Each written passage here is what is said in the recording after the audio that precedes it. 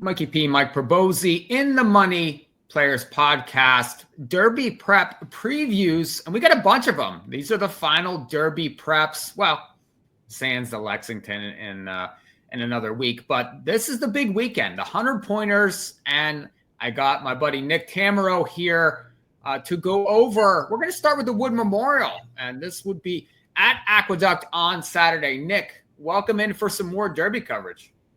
Hey, glad to be here, Mikey. We're picking up steam for sure. It's a big weekend. One of my favorite simulcast weekends of the year with all the good racing across the country and a lot of opportunities for Derby points and for horses that we're going to see back on Derby weekend, whether it's in the Derby itself or some of the other undercard races. So, yeah, very exciting and very excited to be joining you.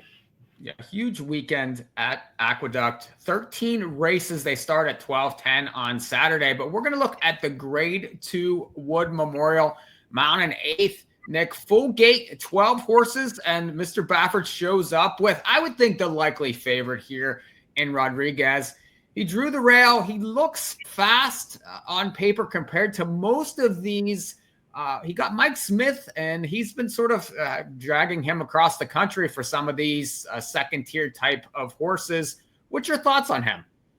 Yeah, he's the horse to beat, right? He's just, if you're known by the company you keep, then he's the most popular in here because he's run against the likes of Citizen Bull and Journalism, who are among the 3 or 4 favorites for the Derby up to this point. So he brings forth the best running lines, still in search of a second win after that maiden win. And, you do become a little concerned about what he needs in terms of things that go his way in order to really maximize his performance.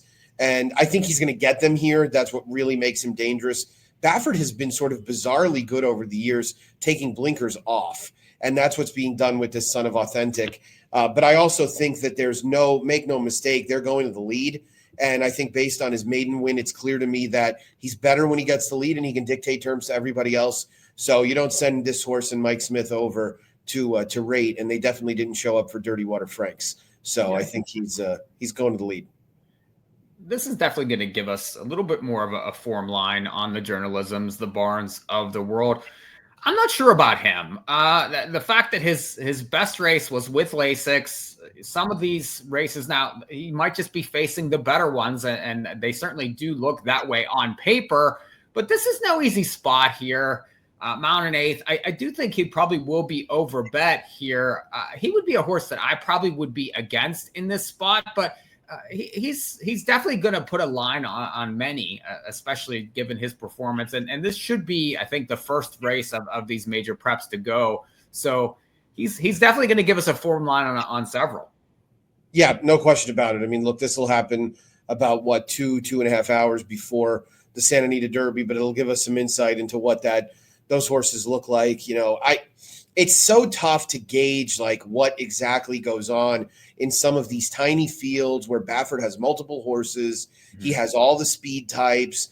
And, clearly Rodriguez was the backup quarterback in both the Lewis and the San Felipe because one of his stablemates was able to go out and get a pretty easy lead. And it was almost like, Rodriguez, wait your turn. We're either going to find out that you're good enough by rating in here, or you'll get an opportunity down the line where you get to go to the lead. And this looks like it, right? So Baffert's used the Wood Memorial with success in the past. It's been a bit, but he's a guy that obviously has shipped into New York with a lot of success over the years. So he's a deserving favorite. I mean, I'm not saying you should be running to get 2-1 on him, but his presence in this race and his performance will obviously go a long way towards determining what happens here and what happens maybe in some of the other races. The likely second choice, I would think, is right next door in the 2, Captain Cook. It's Dutrow.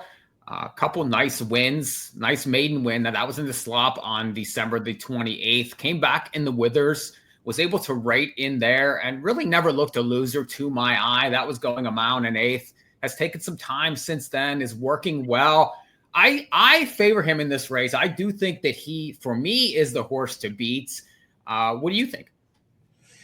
Yeah, I think that's fair. I don't know. Horse to beat is often subjective. He's a horse that's obviously talented, and he took a big step forward in the Withers.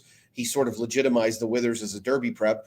and did so nicely. The other half of it is that was a 37-1 shot that he was fighting off in the final quarter mile. He was always within range of the pace. I don't think there was a lot of depth in that field from top to bottom, but he can only beat who lines up against him. I've never been a big fan of the way Rick Dutrow campaigns these top-level horses. Very gingerly. They run very infrequently. You feel like the Derby is a race that you want a horse with a little bit more seasoning, a little bit more bottom to him. I get that he will have gone 1 1/8 both times coming out of it. We've got to see how he performs in this race, obviously, in the first place. So he's one of the ones, right? I mean, he deserves to be. If you're going 2-3 deep in here, you're almost certainly using Captain Cook, and because he's done nothing to really lead you away from him.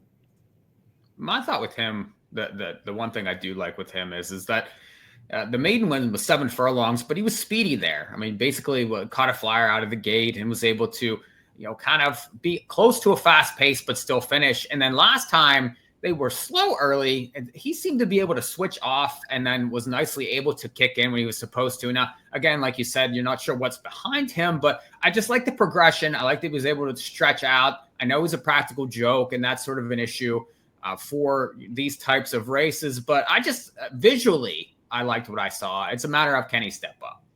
Yeah, I mean, look, and if you're a pace figure user, especially Timeform US, with the how slow that track was on Withers Day, he actually went the same pace line that he did sprinting, which is a really good sign. And it means that he's fast and he can sustain it. Whereas the other pace horses from that race were totally shredded. They were nowhere in the late stages. In fact, I think the leader was Uncle Jim, who ended up 5th, and the second horse early was Mo Quality, who ended up a distant 4th. Uncle Jim came right back and won a starter allowance race, increased his buyer by 15 points. So there's reason to believe that this race, may have been a little bit better than it looked initially. Omaha came back and improved his buyer by a couple points. So did Corvus in also ran type of efforts. But there's a lot of upside with Captain Cook, clearly in the hands of a trainer who's likes to bring them along gradually. He's a horse that clearly is a major win candidate. Well, there's going to be a couple of horses in the middle of the market here, and they're towards the middle of the gates. Horses like Sand Devil, Hill Road, Grande. I would think that they will probably vie for the next three choices in the race. Sand Devil, the New York bred, raced pretty well so far. 3 straight New York bred wins, and then tried the Gotham and was speedy in there. Ended up getting worn down by Flood Zone, who's going to show up in Dubai over this weekend. I do think that this horse is talented, but my thoughts on the Gotham was it was a bit of a boat race, especially late. I don't know that this horse necessarily wants to go this far. So it's interesting to know. Do you think that this horse shows up in the league? I think Rodriguez could be a big problem for him. Yeah, I agree. I think he's likely pressed into a pace stalker's role. He did not give the impression last out that he wanted to go another furlong. The pedigree is outstanding for a New York bred. He's out a mineralogist who was a 1 1/8 stake winner. She won the Saratoga Dew back in 2011 for John Kimmel. And he is a half to Can You Dig It, who won the Evan Shipman back in 2018 at Saratoga. Those are both 1 1/8 races. But again, I mean, that doesn't mean that he's supposed to like a 1 1/8. And I think last time he showed that he really probably doesn't. So without the lead at a new distance, a second turn, he feels like an underlay to me. Linda Rice has never really excelled in these kind of situations. Feels a little bit like El Grande from a year ago. Maybe a slightly more talented version. Horse that wasn't as active at 2, but obviously has shown a lot of ability.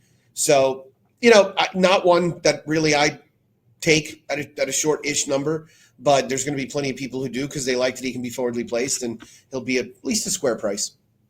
You mentioned Hill Road there. Coming into this race, he's another one that will be in the middle of the market. You get Rosario.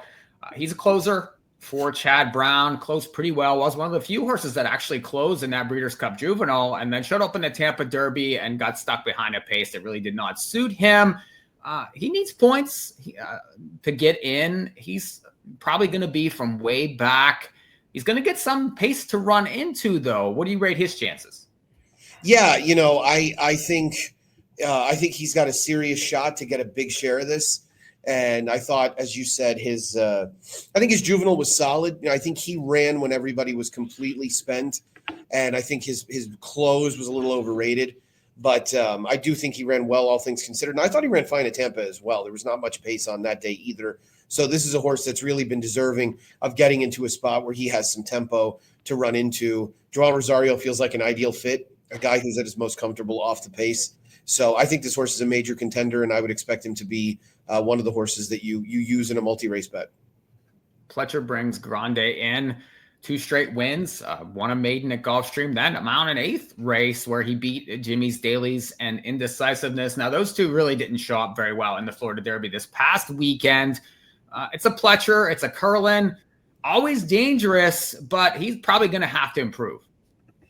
He is, yeah. I didn't think his allowance win last out was all that compelling. He seems like a bit of a bicycle horse in that you've really got to ride him hard. Which generally those types are geared for distance. This feels like a horse that they're getting a little aggressive in terms of trying to get him to the Derby because the ownership is running out of options. And this is a horse that they only paid $300,000 for, as opposed to the $1 million they shelled out, $1 million plus for Disruptor last week, who was in an ill-advised spot in the Florida Derby. How much better is he going to run than he did last time? That's the question, right? It's he's going to need to step forward. He obviously is going to have to do it without Lasix. He's going to do it against winners for the second time, but first graded stake opportunity. You would think that this is a horse with some upside, but I don't want him at the short price he's going to be. Agree. Couple long shots from big barns we need to mention quickly. Tiger 24 for Bill Mott. Nice maiden win at Gulfstream on March the 15th. He's won. This isn't really a Mott spot for this type. Yeah, a horse that he's moving up in class substantially off of that maiden win. Did it nicely, soft trip, soft pace, sat right on top of it, burst clear late. This is a Peachtree homebred that's clearly gotten better as they stretched him out. Probably has an opportunity to make noise in graded stakes, I would just imagine, down the line. Passion Rule shows up for Brad Cox and his never-ending supply of 3-year-olds. 3 straight wins at 2 at Fairgrounds, 1 at Oaklawn. And Nick, that race at Oaklawn, this horse seems quite the grinder. Just really, I think, never gives up. That's his style. That could maybe suit this race. I do think Kendrick showing up here is interesting. Has to come off Lasix, has to improve, but could be one of the ones to maybe clunk in for part of this triple. Yeah, Kendrick, of course, scored the biggest upset win of his career in the Wood back in 2021. This is a horse that has one way to go. He comes from off it. He seems to have a hard time getting out of the gate as well. And I wonder if that might have to do with his size or some of his own idiosyncrasies. But he'll have to run better, especially coming off Lasix. But he's kind of a fun horse. And it's funny, Brad is so well represented in these races that now he's even starting horses that he entered in restricted maiden optional claiming races on debut on the turf. And now they've made their way into a graded stake race headed towards the Derby. One more I want to mention, get your thoughts before we get some picks in the race, is Mcafee. This is for Dutrow. Now, his Gotham, he got an interesting ride in there. It was off the pace and then sort of made a run around the turn and flattened out very quickly. I didn't mind his Churchill races early. Is he one that is on your radar at all?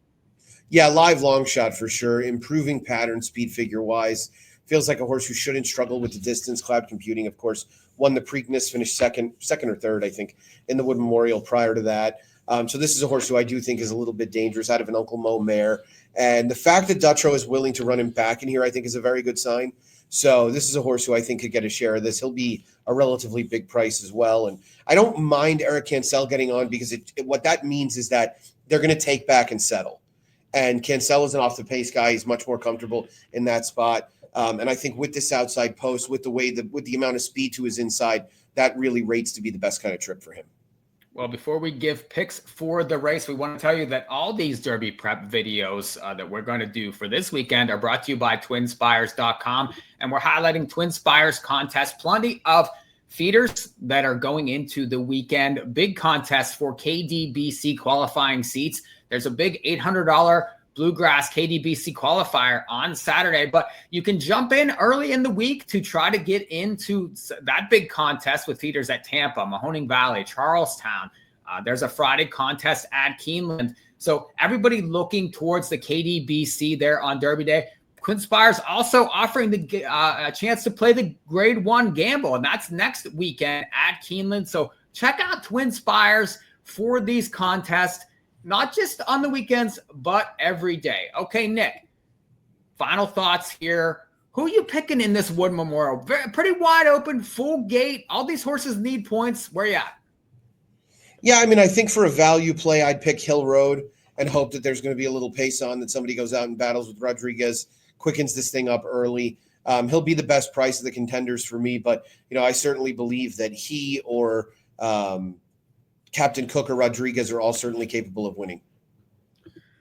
Yeah, I'm going to go Captain Cook for me. I like his talent. I like what I've seen visually. I do think that the Dutrow certainly can get one ready. And it's interesting that they waited to show up for this spot here. I do think that for me too, I'd be against Rodriguez.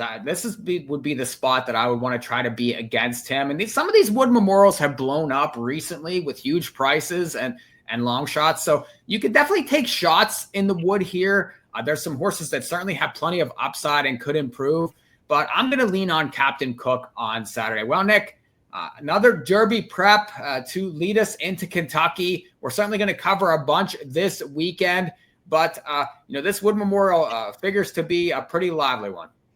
It sure does. It should be a fun race. Biggest field that we've had in the Wood in quite some time, and nice to see a little field size in New York. And we'll see if Bob Baffert's return to NY gets it done. Well, it's been a production of In the Money Media. Check out the YouTube channel for further Derby preps. Check out the audio side. We'll see you guys next time.